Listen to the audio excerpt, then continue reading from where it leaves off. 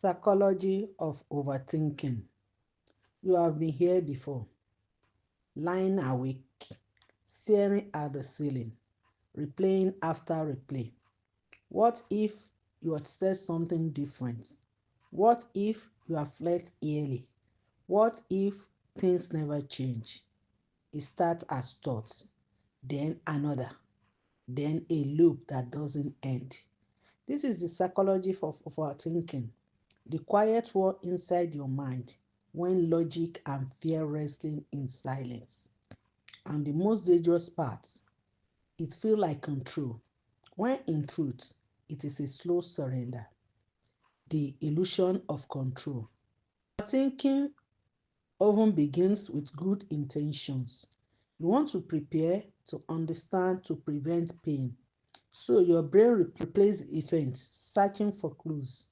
You believe that if you think long enough, you will find the perfect solution or the perfect explanation. But what is really happening is that your mind is trying to control the uncontrollable. It is trying to feel safe in a world that rarely guarantees safety.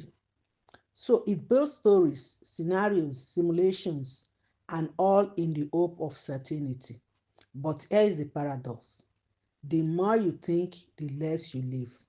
Because while your mind plays chess with possibilities, life quietly moving on without you. The brain fear loop. To understand overthinking, we need to understand the loop. It starts with a trigger, something uncertain, painful, or unresolved. Your brain labels it as a threat. So it begins as analyzing, what did I miss? What if it happens again? Each thought releases a little stress, and the brain confuses that release with progress. So it keeps looping, hoping to find people, hoping to find peace through analysis. But analysis is not peace, it is fair for anxiety. You cannot think your way out of fear. You can only feel your way through it. And that is why overthinking is so exhausting. It burns energy but creates no closure. The story machine. The human brain is a storyteller. When it lacks information, it doesn't rest, it invents. If someone doesn't reply, your brain fills in the blanks. They are ignoring me. They are angry. They found someone else. But none of that is true. It is prediction, created to fill the silence. Overthinking thrives in silence because silence is uncertainty, and uncertainty is the one thing brain hates most. So it tells stories not to hurt you, but to protect you from not knowing. Yet in doing so, it replaces peace with paranoia when thinking turns against you. At first, thinking feels productive. You are solve problems, making sense of emotions. But then, one small shift and thing becomes rumination. You are not solving anymore. You are circling. Every solution leads to a new question. Every answer brings more uncertainty. The more you think, the worse you feel. And the worse you feel, the more you think. That is the loop. That is the trap. And the cruel truth, the smarter you are, the harder it is. Because overthinkers are not weak.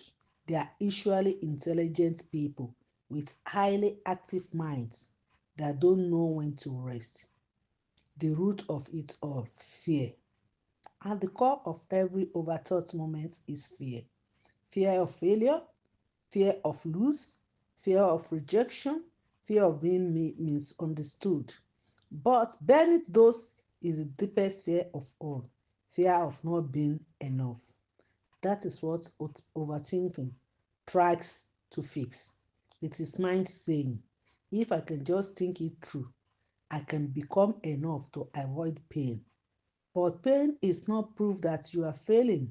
It is proof that you are human. And the only way to stop overthinking is to make peace with imperfection. The psychology of what if. What if two words can paralyze a lifetime? What if I'm wrong? What if they don't like me? What if I'm doing wrong choice? What if is how anxiety dress up as logic. It sounds smart. It feels preparation, but it's really procrastination, a delay between now and courage. Every what if steals one moment of presence. Every hesitation builds another wall of fear.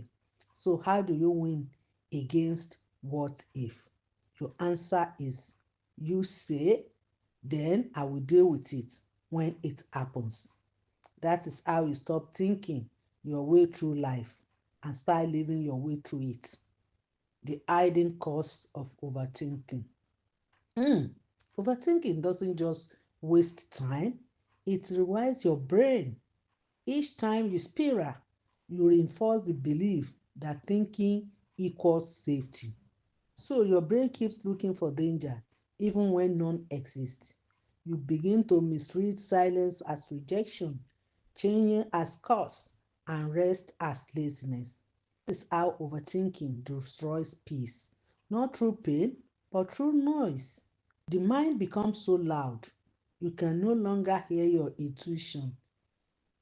And when intuition dies, so does trust.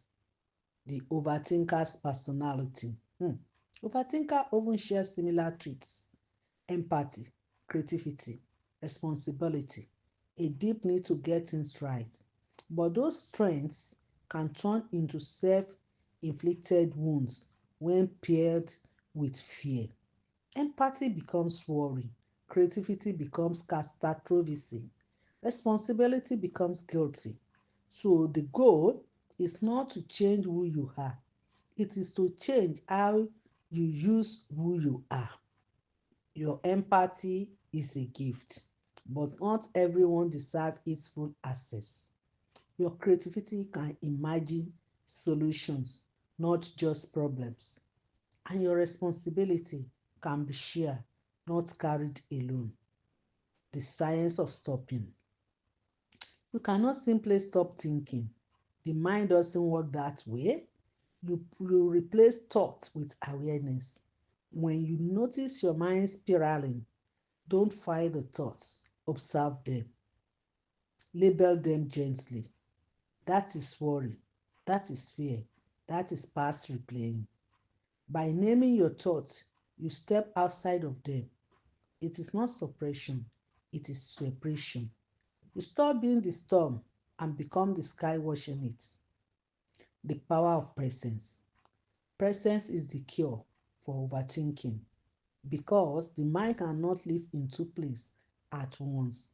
It cannot spiral in the past while noticing the texture of a breeze. It cannot stress about tomorrow while counting its own heartbeats. The simplicity way to quiet the mind is to bring it home to now. Feel your body, listen to your surrounding, breathe, not to fix the thoughts, but to remember that you exist beyond it. When overthinking discussed as intelligence, society praise deep thinkers. We are taught to analyze, plan, and anticipate. But sometimes what looks like intelligence is really affordance. Thinking become a hiding place, a way to feel productive while avoiding emotion. So we overanalyze it instead of express. We intellectualize pain instead of feeling it. We think about healing instead of healing. And that is the silent tragedy of overthinking. You become so busy explaining life that you forgot to live it. The healing practice, surrender. To stop overthinking, you must learn to surrender. Surrender doesn't mean giving up, it means giving in to the moment, the uncertainty, the flow. You let go of needing to know. You take control for clarity. You start trusting that you cannot handle whatever happens. because you handled everything before. When you surrender, the noise doesn't disappear. It just stops mattering. The mirror of thoughts. Every thought you have is a mirror of your inner state. When you are anxious, the world looks threatening. When you are calm, the same world looks peaceful. So the really work is not to change your thoughts. It is to hear what is behind them. Ask yourself, what is this thought protecting me from? Then listen, not to fix, but to understand. Because understanding melts fear, and fear is what feeds the overthinking beast. The moment it shifts, there will come a moment when you realize that you have been thinking for 10 minutes straight and you are smiling. Because that smile means awareness, and awareness means you are breaking the loop. In that moment, you don't need to push the thought away, you simply let it fade like background noise in a busy cave. That is growth. That is peace. Not silence, but space. Living beyond thoughts. When you begin living beyond thoughts, you rediscover the simplicity of life, the taste of food, the sound of rain, the warmth of another person's presence. Overthinking does these things because it replaces experience with interpretation. But when you stop analyzing, you start absorbing. Life stops being a problem to solve and become a moment to feel. That is when peace returns. The quiet mind. A quiet mind is not an empty one. It is a focused one. You still think, but your thoughts no longer chase you. They appear, you observe, and they pass like cloud drafting by. This is not suppression, it is mastery. It is the heart of noticing without growing. And that is true psychology of peace. Let's reflect. The weight of thoughts. Think of your mind as a room. Each thought is a guest. Overthinking invites too many guests at once until there is no room to breathe. But you are the host. You decided who stays and who leaves. You don't need to lock the door. Just let unnecessary works out. That is the difference between control and freedom. You don't have to stop thinking. You only need to stop believing every thought that enters your mind. You are not your thoughts. You are the awareness behind them. And once you understand that, you can finally live beyond the noise. If this message resonates with you, share it with someone who cannot stop thinking tonight. And remember, your peace is not found in thinking more, but I feel enough. The mind is a powerful servant, but a dangerous master.